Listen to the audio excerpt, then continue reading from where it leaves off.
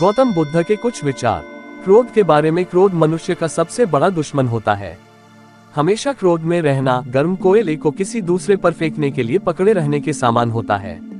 इसमें हमारा हाथ भी जलता है। ईर्ष्या के बारे में। किसी के प्रति नफरत और ईर्ष्या रखने से जीवन में कोई भी खुशी नहीं प्राप्त की जा सकती। ईर्ष्या व्यक्ति के मन की शांति को खत्म कर देती है।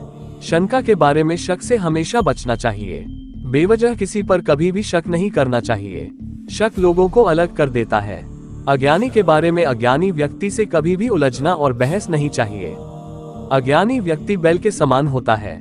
वह ज्ञान में नहीं, सिर्फ आकार में बड़ा दिखता है।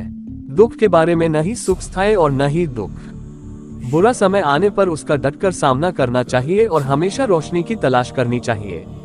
समय के बारे में। जो बुरा समय बीत गया हो उसको याद नहीं करना चाहिए। भविष्य के लिए सपने नहीं देखना चाहिए, बल्कि वर्तमान में ही ध्यान केंद्रित करना चाहिए। साधना के बारे में। जीवन भर बिना ध्यान के साधना करने की अपेक्षा जीवन में एक दिन समझदारी से जीना कहीं अच्छा है। सेहत के बारे में। व्यक्ति अपने अच्छे और बुरे स्वास्थ्य का जिम्मेदार स्वयं होता है, इसीलिए खान पान और दिनचर्या का ध्यान रखना चाहिए। आध्यात्मिक जीवन के बारे में। जैसे मोमबत्ती बिना आग के नहीं जल सकती, वैसे ही मनुष्य भी आध्यात्मिक जीवन के बिना नहीं जी सकता। सत्य के बारे में। 3 चीजें ज्यादा देर तक नहीं छुप सकती, सूर्य, चंद्रमा और सत्य। 1. दूसरों का बुरा न करें। अपनी प्राण रक्षा के लिए भी जानबूझकर किसी प्राणी का वध न करें। जहां मन हिंसा से मुड़ता है वहां दुख अवश्य ही शांत हो जाता है। 2. सत्य के बारे में। 3 चीजें ज्यादा देर तक छुपी नहीं रह सकती, वे हैं सूर्य, चंद्रमा और सत्य। जिस तरह सूर्य रोज प्रत्यक्ष दिखाई देता है, चंद्रमा भी दिखाई देता है, उसी तरह सत्य कभी न कभी सामने आ ही जाता है। अतः असत्य को अपने आचरण में ना उतारे, उससे दूर रहने में ही मनुष्य की भलाई है। 3.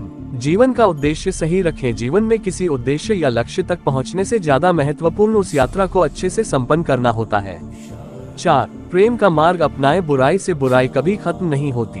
घृणा को तो केवल प्रेम द्वारा ही समाप्त किया जा सकता है, यह एक अटूट सत्य है।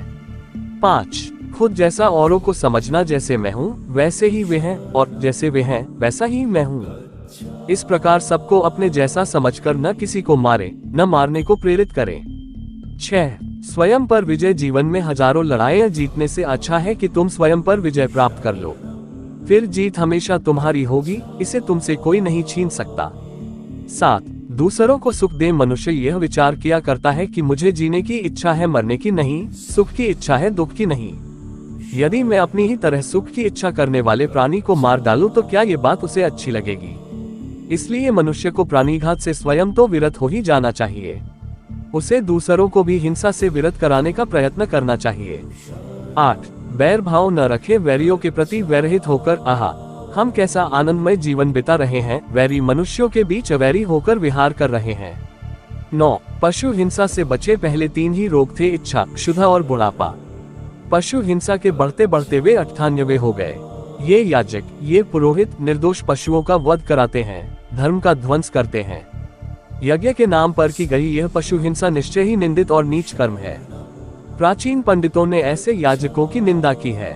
10. चर्म धारण न करे। भगवान बोले, भिक्षुओं, महाचर्मों को, सिंह, बाघ और चीते के चर्म को नहीं धारण करना चाहिए। जो धारण करे उसे दुष्कृत का दोष होता है।